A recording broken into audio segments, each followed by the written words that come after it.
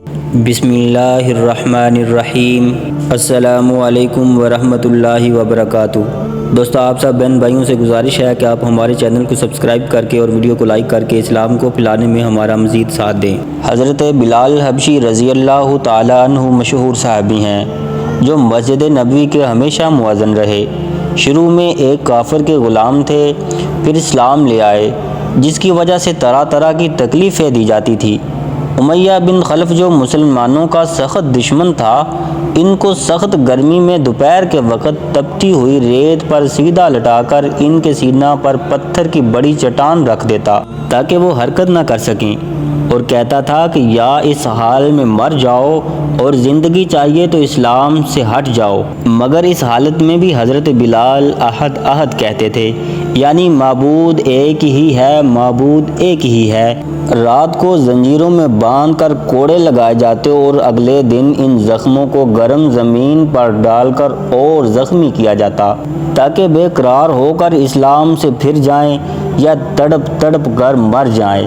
عذاب دینے والے اکتا جاتے، کبھی ابو جہل کا نمبر آتا، کبھی امیہ بن خلف کا اور کبھی اوروں کا، اور ہر شخص اس کی کوشش کرتا کہ تکلیف دینے میں زور ختم کر دیں۔ حضرت ابو بکر صدیق رضی اللہ تعالی عنہ نے ان کو اس حالت میں دیکھا تو ان کو خرید کر آزاد فرمایا، اس لیے ان کے مقابلہ میں اسلام کی تعلیم توحید کی تھی، جس کی وجہ سے حضرت بلال رضی اللہ تعالی عنہ کی زبان پر ایک ہی کا ورد تھا۔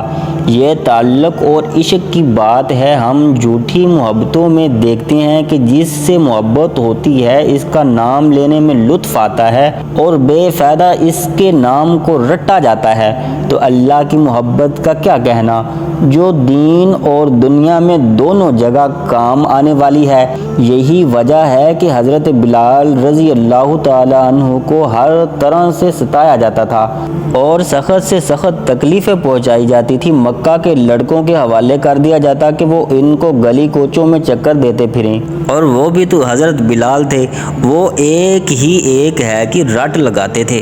اس کا صلہ یہ ملا کہ پھر حضور صلی اللہ علیہ وسلم کے دربار میں مؤذن بنے اور ہمیشہ اذان کی خدمت ان کے سپرد ہوئی۔ حضور صلی اللہ علیہ وسلم کے وصال کے بعد مدینہ طیبہ میں رہنا اور حضور صلی اللہ علیہ وسلم کی جگہ کو خالی دیکھنا مشکل ہو گیا، اور پھر اس لیے ارادہ کیا کہ اپنی زندگی کے جو دن ہے وہ میں جہاد میں گزار دوں گا، اور جہاد میں شرکت کی نیت سے چل دیے۔ ایک عرصہ تک مدینہ منورہ لوٹ کر نہیں آئے۔ ایک مرتبہ حضور صلی اللہ علیہ وسلم کی خواب میں زیارت ہوئی کہ حضور صلی اللہ علیہ وسلم نے فرمایا، بلال یہ کیا ظلم ہے، ہمارے پاس کبھی نہیں آتے۔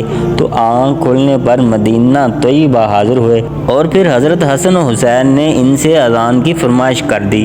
لاڈلوں کی فرمائش ایسی نہیں تھی کہ انکار کی گنجائش ہوتی۔ اذان کہنا شروع کی اور مدینہ میں حضور صلی اللہ علیہ وسلم کے زمانہ کی اذان کانوں میں پڑھ کر کوہرام مچ گیا، اور عورتیں تک روتی ہوئی گھر سے نکل پڑی۔ چند روز قیام کے بعد واپس ہوئے اور قریب دمشق میں وصال فرما گئے۔ آج کے لیے اتنا ہی، ملیں گے انشاءاللہ نیکسٹ ویڈیو میں، تب تک لیے رکھیے گا اپنا اور اپنے پیاروں کا بہت سارا خیال۔ اللہ حافظ۔